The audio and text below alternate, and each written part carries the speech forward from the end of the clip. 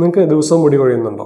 കുളിക്കുമ്പോഴും ചീകുമ്പോഴും തലയണയിലും നിലത്തൊക്കെ മുടി കാണുന്നുണ്ടോ? അങ്ങനെയാണെങ്കിൽ സംശയം തോന്നും, ദിവസം എത്ര മുടി വരെ കൊഴിയുന്നതാണ് നോർമൽ എന്ന്. ആദ്യം മനസ്സിലാക്കേണ്ടത് ദിവസവും കുറച്ച് മുടി കൊഴിയുന്നത് നോർമലാണ്. കാരണം നമ്മുടെ തലയിൽ 80,000 തൊട്ട് 1,00,000 മുടികൾ കാണും. അവയെല്ലാം ഒരേ സമയം വളരുന്നില്ല. ഓരോ മുടിയും growth phase, resting phase, shedding phase എന്നീ 3 ഘട്ടങ്ങളിലൂടെയാണ് കൊഴിഞ്ഞു പോകുന്നത്. അതുകൊണ്ട് തന്നെ കുറച്ച് മുടിയൊക്കെ ഒരു ദിവസം കൊഴിഞ്ഞു പോകുന്നത് നോർമലാണ്. സാധാരണയായി ഒരു ദിവസം 50 മുതൽ 100 മുടി വരെ കൊഴിയുന്നത് നോർമലായിട്ട് കണക്കാക്കപ്പെടുന്നു. അതായത് ചീകുമ്പോഴോ കുളിക്കുമ്പോഴോ ഒക്കെ കുറച്ച് മുടി പോകുന്നത് ഹെയർ ലോസ് എന്ന് കണക്കാക്കപ്പെടേണ്ട ആവശ്യമില്ല. ഒരു പ്രധാന കാര്യം, ദിവസവും കുളിക്കുന്ന ഒരാളും ആഴ്ചയിൽ 2 വട്ടം തല കഴുകുന്ന ഒരാളുടെയും മുടി കൊഴിയുന്നത് ഒരുപോലെ കാണണമെന്നില്ല. ഒരു ഉദാഹരണം പറഞ്ഞു കഴിഞ്ഞാൽ 3 ദിവസം തല കഴുകാതിരുന്ന് ഷാമ്പു വാഷ് ചെയ്യുമ്പോൾ ഒരുപാട് മുടി കൊഴിഞ്ഞ പോലെ തോന്നാം.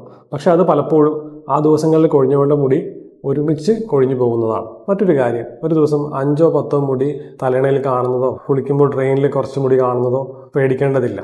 പക്ഷേ നമ്മൾ ദിവസം മുഴുവൻ തലയിൽ തൊടുമ്പോഴൊക്കെ മുടി കൊഴിയുന്നതും കുളിക്കുമ്പോൾ മുടി കട്ടയായിട്ട് വരുന്നതും റൂമിൽ എല്ലായിടത്തും അസാധാരണമായി മുടി കാണുന്നതും ശ്രദ്ധിക്കേണ്ട കാര്യമാണ്. എന്നാൽ ഹെയർ ഫോളിലെ ഏറ്റവും പ്രധാനപ്പെട്ട കാര്യം മുടിയുടെ എണ്ണമല്ല, മുടിയുടെ ഡെൻസിറ്റിയാണ്.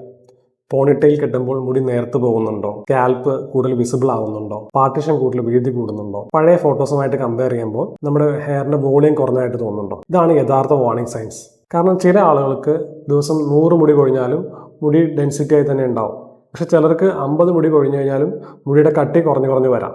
അതുകൊണ്ട് മുടിയുടെ എണ്ണം മാത്രം കണക്കാക്കി ഹെയർ ഫോൾ തീരുമാനിക്കാൻ പറ്റില്ല. ഓരോ ദിവസവും 50 മുതൽ 100 മുടി വരെയും കൊഴിയാം. പക്ഷേ മുടിയുടെ കട്ടി കുറയുകയോ സ്കാൽപ്പ് കൂടുതൽ വിസിബിൾ ആവുകയോ പാർട്ടിഷൻ വീതി കൂടുകയോ ചെയ്യുന്നുണ്ടെങ്കിൽ കൃത്യമായ കാരണം കണ്ടെത്തി ചികിത്സ എടുക്കുന്നത് വൈകിക്കരുത്. നിങ്ങൾക്ക് എത്ര മുടി കൊഴിയുന്നുണ്ടെന്ന് കമന്റിൽ എഴുതൂ.